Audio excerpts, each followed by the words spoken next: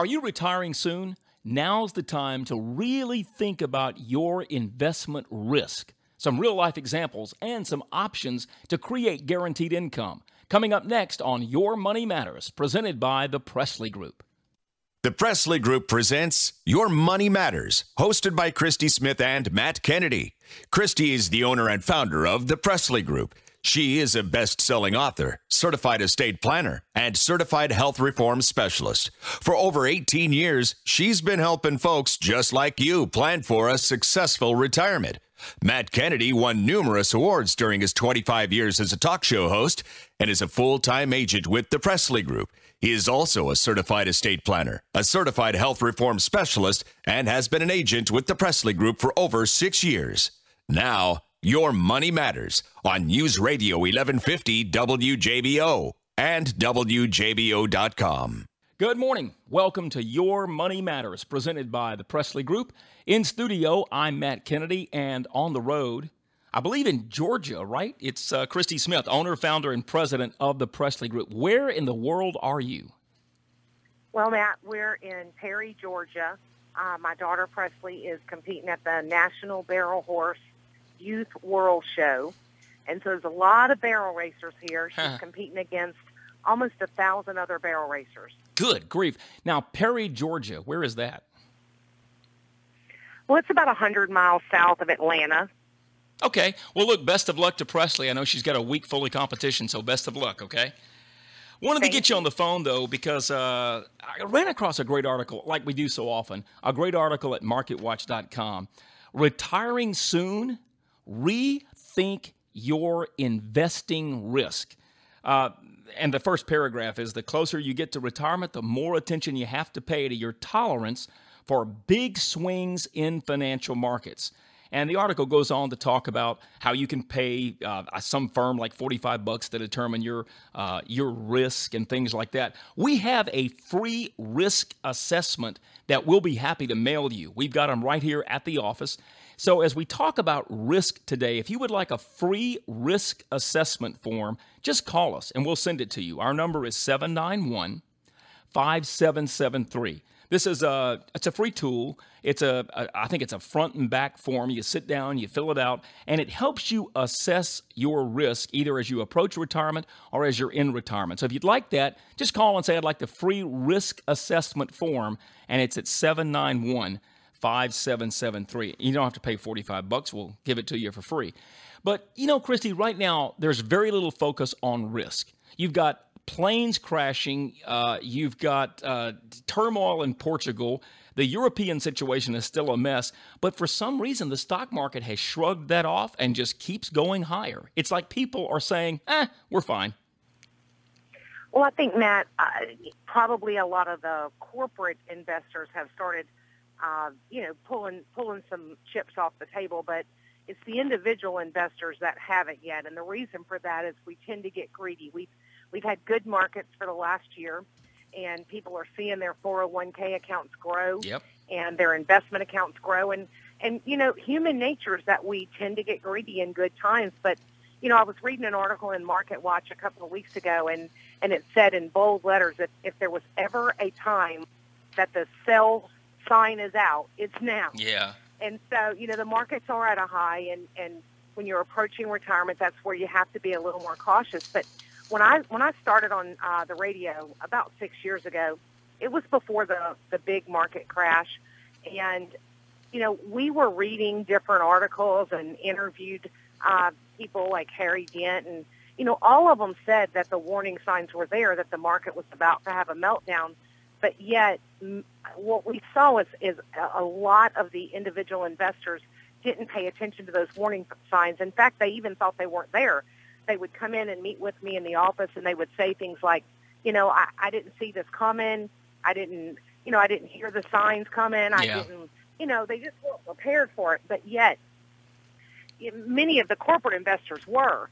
And so when you get closer to retirement, you have to pay more attention to the warning signs. And I would say, you know, the warning signs are definitely there. The market's at a high. There's lots of things going on, like the plane crash. You know, there's warning signs there. It's just that we have to stop and listen. And that's where people go wrong, is they just don't listen because of that greed factor. Yeah, I think you're right. And the truth is, we're not saying that a crash is imminent. We're not saying that it's tomorrow. We don't know. I mean, nobody knows. What we are saying is you have to prepare as you either are just in or you're approaching retirement. You got to prepare to have a worst case scenario. Let me give you a few examples. Chrissy, I think so often we talk in theory, but I'd like to use some hard numbers here. One of the most common mistakes out there, I think, is this mistake. And I don't do a lot of math on the radio because it's hard to follow math, and I'm not good at doing math, quickly on the spot anyway. But, Christy, I worked this out, and let's just say that you've got $50,000 and you lose 20% of that. A lot of people think this. Well, if I've got $50,000 and the market goes down 20%, comes back 20%, then I'm right back where I was. That is a huge fallacy, and all you have to do is do the math. If you have $50,000 and you lose 20%, now you've got $40,000, right? Because 20% of $50,000 means you've lost $10,000. But what people forget is if you've got $40,000, you need to make more than 20% to get back to even. Because if you only make 20%, now you're going to have $48,000. And if you lose 20% again, then you're down to $38,400. There's a school of thought that says, well, I gain 20, lose 20, gain 20, it's all even. No, you have to remember that it's harder to recover from losses. And it's much harder to recover when what? You're pulling money out of your accounts to live on.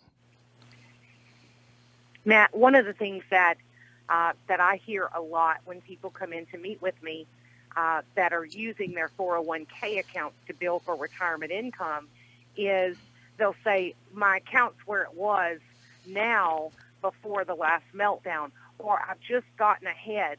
But one of the things that they're not considering is the fact that during that recovery process, they continued to add money to their accounts. So when they see their accounts are even or just a little above, they're thinking that they've made all their losses back. But in fact, a lot of times, it's just a matter of them continuing to contribute into those accounts. Yeah, I just, I'm amazed, though, at the number of people, and I'm not chastising, I'm just amazed at the number of people who think, lose 20, gain 20, I'm even. It doesn't work that way. And then if you're pulling 4, 5, 6% out of the accounts you have for retirement income, you can really get hurt. But there's something much more powerful that can impact your retirement, and that is something called the sequence of returns. That sounds so highbrow and financial speak, but we're going to simplify it. Sequence of returns has a huge impact. And let's do it with a story, okay? I'm going to take two brothers. Let's name one Bill and one Steve. Is that okay, Christy? Yes. Bill and Steve. You don't know anybody named Bill or Steve, right? Who's a family member, okay? That way they don't think we're picking on them. We've got two brothers. Let's say that each brother is invested identically, and they retire and they have the exact same amount of money, $500,000 in their IRA when they retire, and their brokers told them, look, it's real simple. We've got you a pretty a good allocation here, and you can take out $30,000 a year. So that's 6%. And they say, okay, good, I'm going to take $30,000 out every year for income. Now, you got two brothers. They each have $500,000, and they're each going to take out $30,000 a year. We're going to have one variable, and the only variable is that Steve retired in 1990, but his brother, who's 10 years younger, he's going to retire in 2000. Keep in mind, just to make it simple, they've each got $500,000 at retirement, and they're each taking the same amount out. The difference, Christy, is they retire in a different decade, okay? Let me just give you some numbers here. If you look at how the market performed when Steve retired in 1990, then 91, then 92, 93, 94, 95, 96, 97, 98, 99, that was a tremendous bull market. Remember those days? Clinton was president, and basically everybody made 20% a year. Remember those days, Christy? Yes, I absolutely do. Yeah. Okay, so here's how the math works out. And all I did was I took $500,000 in Steve's portfolio because Steve retired in 1990. And I just looked at what the market did, and we're just going to use the S&P 500. Well, it was down 4.3% in 1990, then up 20%, then up 4%, then up 13%. And I've got $500,000, and I'm taking $30,000 out. In 1999, at the end of 1999, right at the beginning of 2000, Steve had $1.2 million in his account. Christy, even though he was pulling $30,000 a year out, the sequence of returns worked in his favor. There was only one negative market year in those 10 years, so he did great. Good for Steve, right? I'm sure he loved his broker, Matt. Oh, I bet he did. So it's 1990, 10 years later, Steve has taken out $300,000, and he still has $1.23 million. Now, let's go to Bill. Because remember, it's 2000. It's the year 2000 now. Everybody's worried about Y2K, and we've entered the brand new century, or millennium. And so Bill tells Steve, hey, brother, my name is Bill, and I'm going to retire. Oh, good. Well, do exactly what I did, Steve tells Bill. And Bill is going to take out $30,000 every year, and he's going to invest just like his brother did. But there's a problem. You see, in 2000 and 2001 and 2002, the stock market crashed. Down 6% in 2000, down 7% in 2001, and down 16.6% in 2002. Now, the market had some really good years in 2003 and 4 and 6, but then 2008 hammered again. If you just do the math, Christy, and you take $500,000, you withdraw $30,000, and you factor in all the negative years of the market, do you know that Bill, the younger brother who retired in 2000, would only have $156,081 left in his account? It's astonishing. It truly is. The sequence of returns has a huge impact. Now, if you're about to retire and you know beyond the shadow of a doubt that for the next 3 or 4 years the market's going to be great, go for it. But if you think the market may pull back early in your retirement, Christy, you've got to look at some sort of income plan or a more conservative investment alternative like we talk about, just to make sure you don't get hammered by the sequence of returns. You know, Matt, that's why it's so important that when you approach retirement, you start looking at different options that are going to allow you to set up accounts that have guaranteed retirement income, because you just don't know what the market's going to do. In fact, none of us know. Yeah, and I'll give you an example. Using our fixed indexed annuity strategies that we always talk about with guaranteed income, Bill, when he retired in 2000, if he had come to the Presley Group, we would have said, Bill, how much income do you need? I need $30,000. So we would have worked with Bill to make sure that the $30,000 was coming out of a vehicle that was guaranteed not to crash when the market crashed and was guaranteed to pay him income. Then, right, Christy, if he wanted to leave some of his portfolio at risk, that's fine, but at least it's not going to dramatically affect his income. Think about it. Christy, what do you think Bill's wife was saying in 2010 when she realized, oh my goodness, we had 500,000, now we only have 156. If we keep taking 30,000 a year out, we're going to run out of money, and my husband's going to have to go back to work or go work as a greeter at Walmart. That's a scary proposition. Well, it is, Matt, and as you know, we face that even in my own family, because my dad retired right before the year 2000. Yeah. And we saw that this exact situation happened. Yeah, the sequence of returns really hurt him. How badly did it hurt him percentage-wise? Well, he started over $2 million, and he was less than $1 million. Wow. So had your dad retired in 1990, he would have been fine. But because he retired at just the wrong time, it really hit him hard. You know, I had forgotten about the story with your dad, but you're right. We could have told your dad's story when it comes to the sequence of returns. Not to interrupt you, but one of the things that really hurt my dad as well is the fact that my dad retired when he was about 57 years old. And so, you know, he had no other sources of income. He wasn't old enough to access Social Security benefits, so he was truly relying on his retirement accounts to generate his retirement income. There was no other options for him to generate income besides go back to work. Well, again, we want to offer you something for free today. Won't cost you a penny. Just pick up the phone, call. If you're calling on Sunday, you'll get the machine. Leave a message. We'll call you back first thing Monday.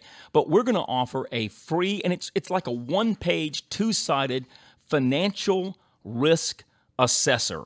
So if you're about to retire or if you've already retired, it's fine. Go ahead and call us. Get this free risk assessor. It's just a form you fill out that really helps you honestly gauge where you are in terms of how much risk you're willing to accept.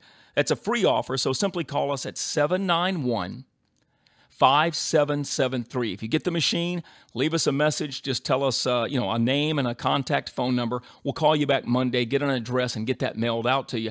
And I think it'll really help you assess where you are. Again, ask for your free risk assessment form and call us at 791-5773. That's 791-5773. If you're driving and you can't write down the number, remember the website, safemoneyplan.net. That's safe, S-A-F-E, safemoneyplan.net.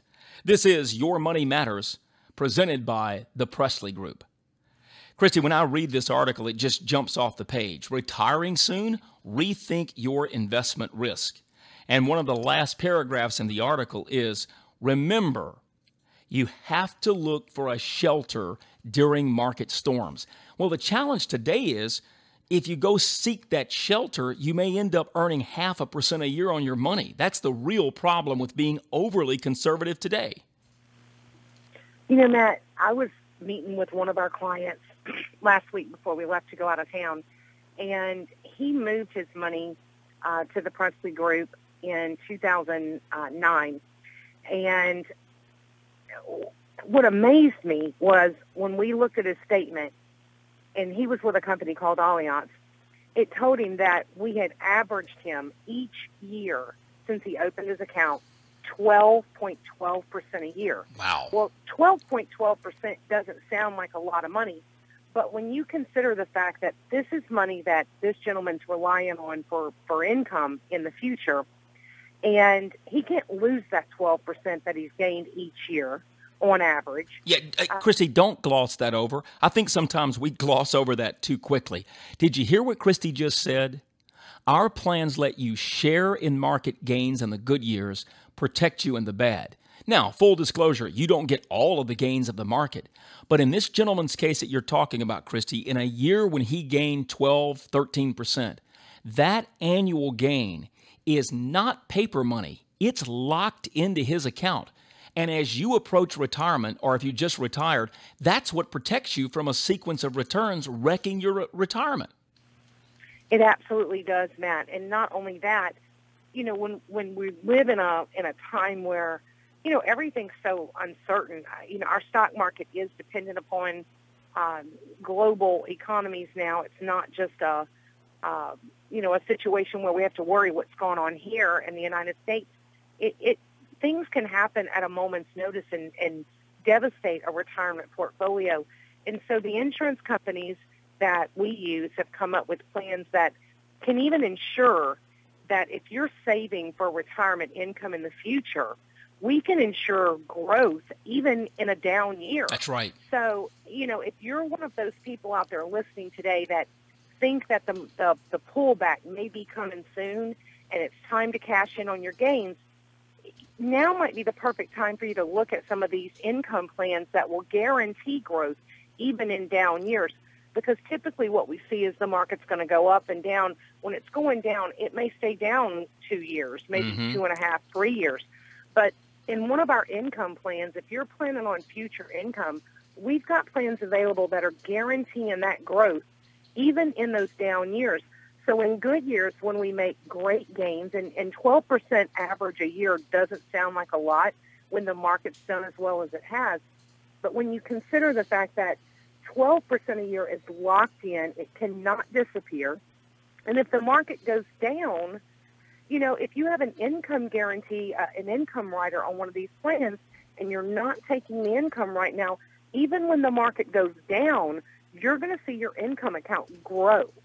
And so That's it great. really gives you that peace of mind that you don't have to worry about, are you going to outlive your income? And that is truly the number one concern for our retirees right now, is outliving our income. When we look at, our example that you were talking about earlier, Bill, his wife is probably worried about, okay, how much longer are we going to live, and is this money going to run out? Because if he retired at 60, we would need to plan on that money lasting him another 20, 25 years, because you don't know how long either him or his wife's going to live. Mm-hmm. Our plans are going to give you what's called stability in retirement, reliability in retirement, because we take the guessing games away. Now, I'm not saying that we shouldn't use the stock market for some of our money. There's many of you that have a great retirement nest egg that you saved in your 401ks and maybe want to keep some risk with some of that money. But what I encourage you to do is look at how much money you're going to need to generate the income that you need as a guarantee. And look at some of our income plans with that money. And then any of the extra money left over, you can keep that money invested in the market and, and hope to make a better gain on it in good years, and hope you don't lose it in bad. Yeah, and don't forget, too, folks, one of the most powerful tools you can use is something that is called an in-service distribution. All that means is if you're presently employed somewhere and you've reached the magic age of 59 and a half, the odds are your 401k plan, not every company, but most companies in this area, the 401k plan says, hey, you're 59 and a half. If you want to withdraw money from your 401k and transfer it into an IRA, you're allowed to do that. Now, one of the big questions I always get, but if I take money out of my 401k, I got to pay taxes. No, we're not talking about withdrawing the money to spend. We're talking about transferring the money out of your 401k, which is either at risk, or I'll tell you more of what we're seeing lately, Christy, it's in stable value and people are making 1.5% because they're afraid of the market. But if you're in a situation like that, you can take control. You have the power to take that money from the 401k, put some of it into an IRA using one of our fixed income annuities. And then guess what happens? You can either create guaranteed income, or if you just want to have a safe harbor where you don't risk losing it, but you have much more potential than a stable value fund, that's what we do. So you have to ask your HR director, hey, does our plan allow for in-service distributions? And when you ask the HR director, they may say, huh? And if they say, say, can I take money out of the 401k and move it to an IRA because I'm over 59 and a half? If you can, that's where you really reduce your risk heading for retirement. Christy, I had a meeting Monday night with a couple. They came to the office and we were talking, and the wife summed it up so beautifully. They're about 4 years away from retiring. He's 61, she's 61. She said, Matt, here's what we need, 2 things, security and simplicity. Now, they also need some income. She said, I don't want to get overly fancy. I just need security and simplicity. So I created for them a plan that says if we put X amount of dollars in these 2 companies, we are guaranteed in 4 years to have exactly this amount of income minimum. Can't be less. And she smiled and said, that's simple and that's secure. And that's what we do. It is absolutely what we do. And the thing is, Matt, is that a lot of people assume that these types of plans are new because they don't hear about them from their brokers. But the reality is that these are not securities-related products. These are insurance contracts. Yeah. They're with A+ rated companies, very strong insurance companies. They're insurance contracts. And because your money is not invested in the market, the insurance companies can guarantee that you will not lose money if the market goes down. And so a lot of times people don't know about these plans because they don't hear about them from their brokers. But the reality is that just because they're not hearing from them, from their brokers about these type of plans, don't mean that they're not valuable. That's right. Listen, we're almost out of time for this segment. If you'd like that free risk assessment form, it's absolutely free. We'll pay for the stamp. Give us a call at 791-5773. That's 791-5773. Or you can go to the website. All of our contact info is there at safemoneyplan.net. That's safemoneyplan.net. Or again, the phone number is 791-5773. 5773. When we come back, the Casey Kasem story, what a mess. We'll talk about how some estate planning could have made that situation so much better. That's next on Your Money Matters. Welcome back to Your Money Matters, presented by the Presley Group on News Radio 1150 WJBO and WJBO.com. For your no-obligation consultation, call 791-5773. That's 791-5773. Or visit online at safemoneyplan.net. Now, back to Your Money Matters on News Radio 1150 WJBO and WJBO.com. And again, today we're offering you that free retirement risk analyzer. Good way for you to see where you are emotionally when it comes to your money. And so to request that free retirement risk analyzer, just call us at 791-5773. That's 791-5773. So many of us grew up listening to Casey Kasem, or as an adult, you listened to Casey Kasem on the radio on the weekend with the American Top 40. Of course, you all know Casey Kasem passed away a few months ago, and it's been the most bizarre situation. I mean, it was a second marriage for him, and there was a big difference in age. But because there was a lack of proper estate planning, this thing has turned into a mess. Last I heard, his body was missing. They've not even had a funeral for the guy. He's been dead now for, 6-8 weeks? And they're thinking maybe that the children and the second wife got into a fight and the body's missing. It's a disaster.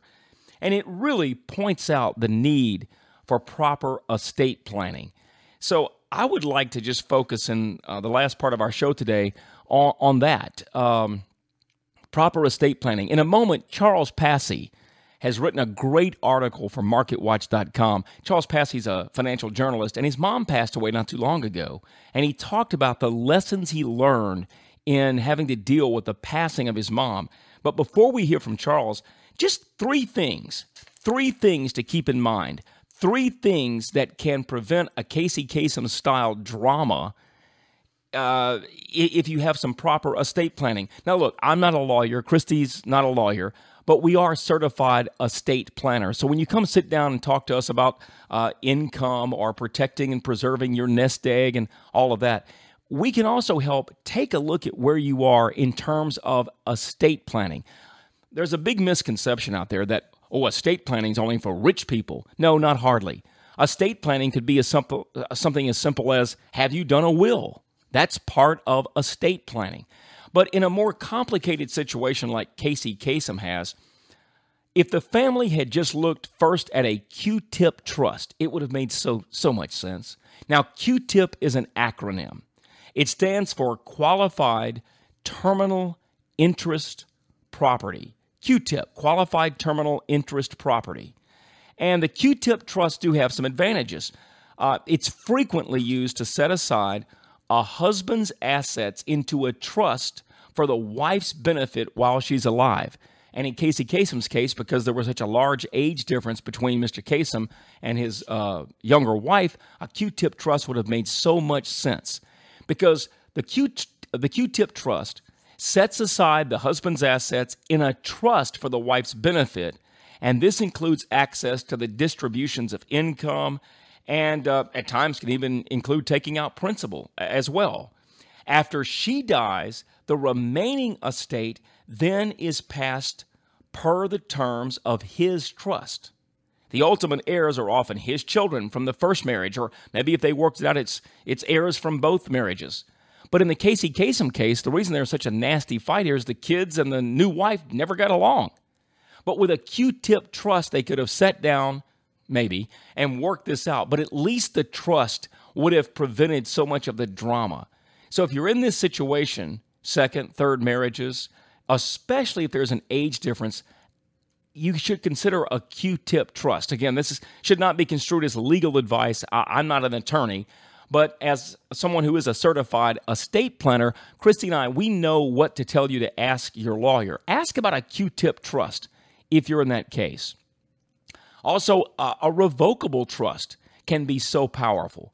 Now, a revocable trust is yet another way to safeguard really assets as the husband wishes. I keep focusing on the husband here because in the Casey Kasem case, he had the wealth. The younger second wife really didn't, and the whole thing is blown up on him. But in Casey Kasem's case, had Mr. Kasem set up a revocable trust. The husband puts his assets into the revocable trust in his name. The provisions can be changed at any time while he's alive, as long as he's legally capable of making decisions. And at death, the trust then resolves the claims and distributes the assets because you have an executor of the trust.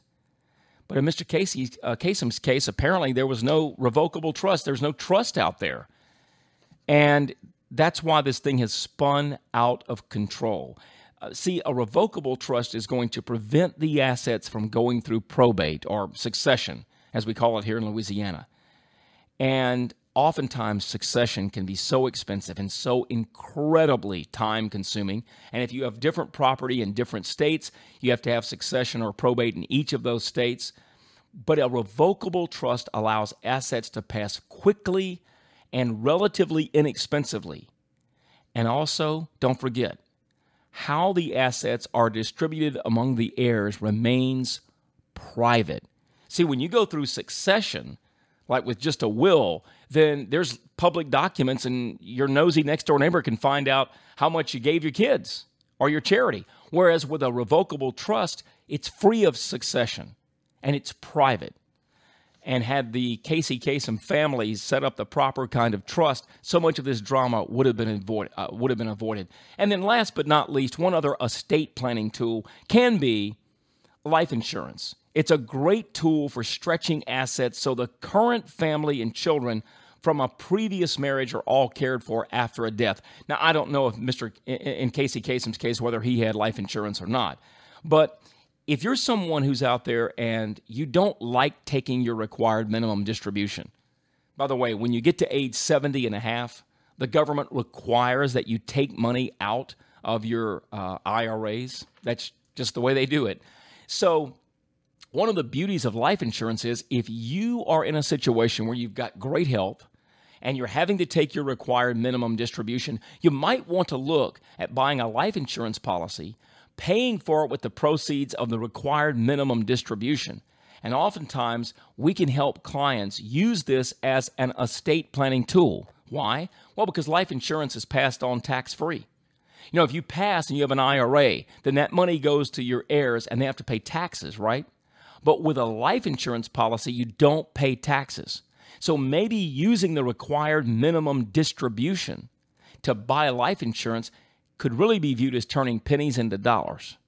Because now you're going to pass along a life insurance benefit that's much bigger than the RMD, and it goes tax-free to help the heirs pay the taxes on the rest of the IRA money they inherit. So again, just a couple of estate planning tools that can be looked at. Again, the Q-Tip Trust. Again, you can just Google that, Q-Tip Trust. It stands for Qualified Terminal Interest Property. You might want to ask your estate planning attorney about that, or a revocable trust, or even look at life insurance. Of course, communication is the best key, right? Just sitting down and talking.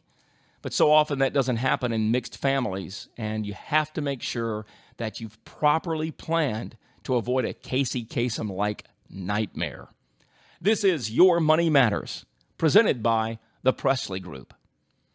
Well, when we talk about estate planning, you can do all the planning you want, but eventually, Father Time, he wins, right? People pass away.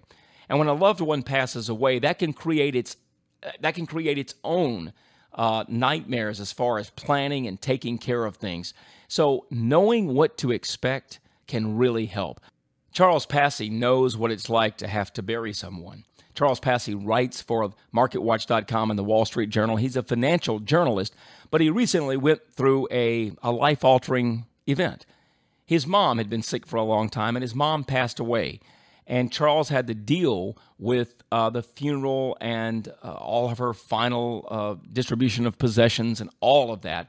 And so Charles really, like I said, opened up his heart, both in the article and to me in the interview, and just talked about lessons he learned from his mom's passing. Charles, take us through when you became aware that that this was going to be an overwhelming undertaking?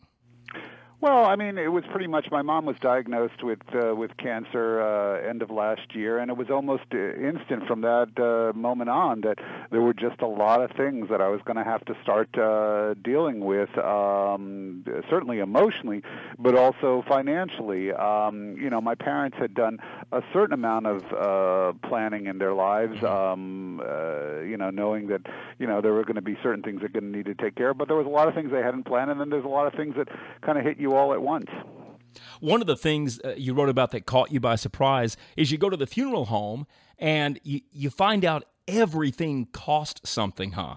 Yeah, I mean that was at the end of the process, obviously, but yeah, I mean there is a charge. I mean the two examples that really kind of stood out in my mind were there was a charge for a guest registry book that ran about $100, and then there was a charge, I think it was around $200 for condolence cards, and that's of course on top of just a gazillion charges, everything from supervision, the day of the funeral to the casket and whatnot. 2 points on funeral charges that I think are very important to keep in mind is, one, you want to do this really well in advance, at least a few weeks in advance. Some people do it obviously years in advance of the person's passing, because you want to approach this bill and make smart choices about it when you're in the right emotional frame, and when you frankly have some time. I mean, after the person passes away, you're going to be planning the funeral in a day or so. It's not to make light of it, but I saw items that just didn't make a whole lot of sense to me. I said, I don't need to buy my $100 guest registry book from the funeral home. I went and got one of my own for $20. So it's a simple thing, but very emblematic of how you may want to look at funeral expenses. The article is 5 Lessons from a Parent's Last Days. Charles, let's walk through each of the 5 that you've written. Sure. Number 1, don't assume the government has you covered. Talk about your learning experience there. Well, my parents, like a lot of people, most people in their who are senior age, were covered under Medicare. And, when it became obvious that my mom needed some at-home assistance, aides and healthcare providers, I just assumed that had to be somewhere covered under Medicare. Well, I was wrong. At-home assistance or nursing home care is not covered by Medicare, with a few exceptions to that. It is a huge expense, and it's something you need to be prepared for. Your parents may qualify for Medicaid if they're on a lower income. My parents were not. There are some, let's just say, creative ways to qualify for Medicaid, and there's a whole kind of industry devoted to that. But don't assume that Medicare covers these kind of things, which means you have to do some planning and hopefully have some money set aside. I mean, my parents had some money set aside, but even then, it was quite a rude awakening. I know, Charles, a lot of people will go sit down with an estate planning attorney and try to use the 5-year look-back period, move assets out of their parents' name. But I think the thing to remember there is you can't wait and do that in the last days. That takes planning years in advance, right? No. I mean, if you're, and rules for qualifying for Medicaid vary state by state because it is a state-run program. But almost always you're going to have things that will require look-back periods and different things. This is just not something you can do in a matter of weeks. I mean, it takes months to process a Medicaid application. So, I mean, I'm telling you some of the things I did, when I found out my mom was terminally ill. There are things you should be doing well in advance of that for yourself, even if you're in your 50s, to start to think about your money, knowing that these eventual needs are going to crop up. 5 lessons from a parent's last days. Number 2, take a financial inventory. Talk about that. Well, like a lot of people in my parents' generation, my parents just didn't like to talk about money. They didn't like to talk about what they had. They didn't like to talk about their savings. They didn't like to talk about they had some stocks. None of this was something that they ever talked about or shared with me.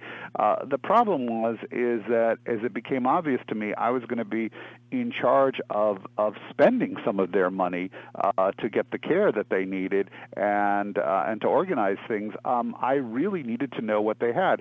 It was a slow process to get them to kind of reveal the information I needed, but it's an important one. It's also an important one for things like seeing if you qualify for Medicaid, for your estate planning too. How do you want your money passed along? How do you want it set up?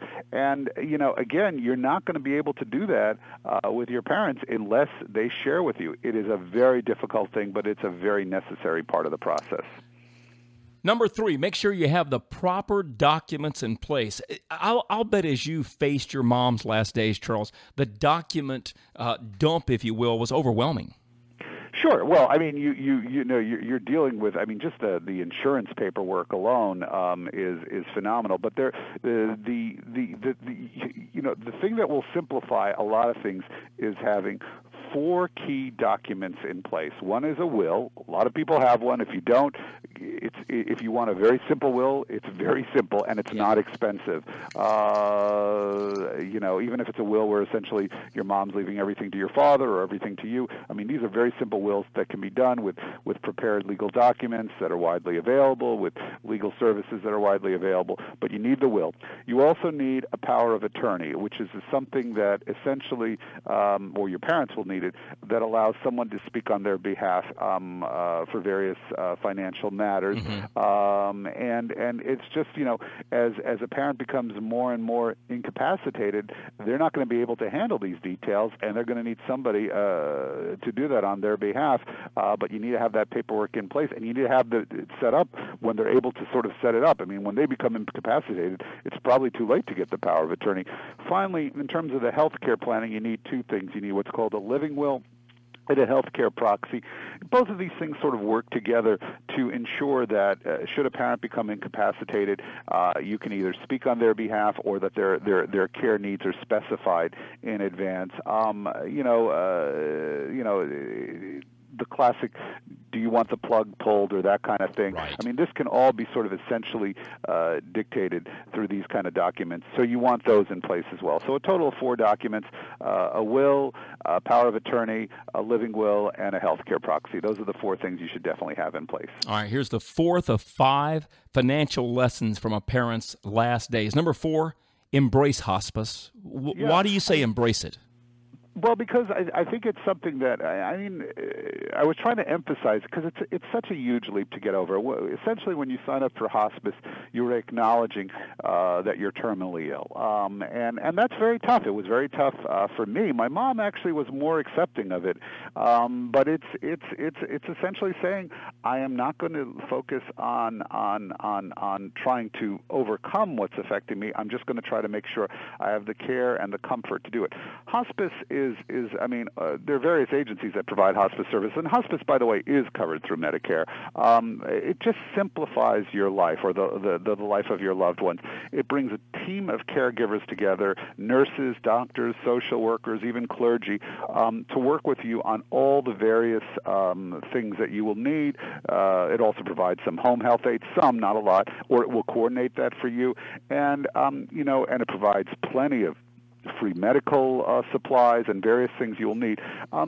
This is important. It's certainly important financially. It does lessen the cost during the final days and months. But just as important, I think what hospice gives you is the gift of simplifying your life so you can actually have better quality time with your loved one during their final days. And so I can't emphasize enough when you're ready to make that call how important a call it is to talk to hospice. All right, Charles, last but not least, we kind of touched on this at the very beginning. Pay heed when it comes to paying for the funeral.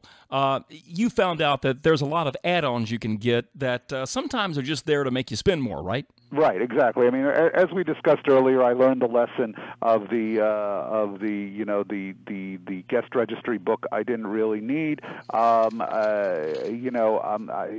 Basically, what I would add to this to the discussion is, one of the other things is that what you want to find out is, first of all, which you'll never find out after your parent passes if you haven't asked them, is what kind of service do they want? How much do they want to spend? How much do they want of their savings that won't essentially be passed on to their children? Do they want to put aside for the funeral? You might be surprised by the answer. Where do they want it? I mean, my mom was an extremely thrifty woman, and yet I was surprised to find out. So essentially, when it came time to planning her funeral, I looked at a couple of different funeral homes in the area, sort of thinking she'd want the cheaper option.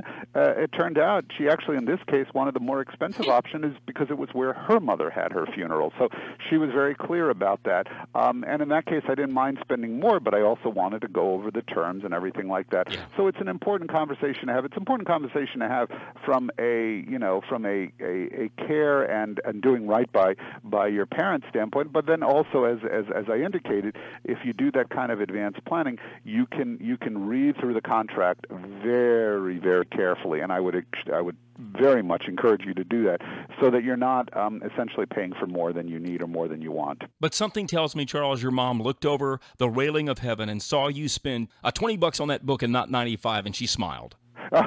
Well, my mom was very, very price conscious, and so she yes, I think she probably would have been proud of the way I handled a lot of these arrangements and kept costs down and essentially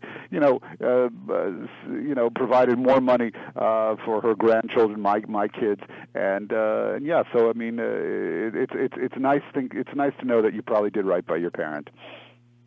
Charles Passy and the 5 financial lessons learned from his mom's passing. Thank you for the time, Charles. We're all going to have to face that. Many of you right now are perhaps having to deal with a parent who's having to go into nursing home, assisted living, etc.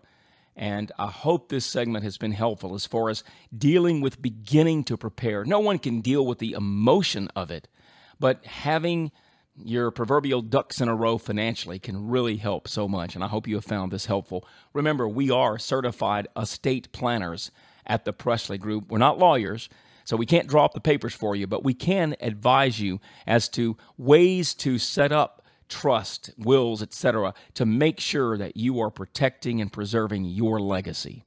Also, don't forget, if you'd like your copy of the Retirement Risk Analyzer, it's free of charge. Simply call us at 791-5773 to request. 791-5773. We're online at safemoneyplan.net.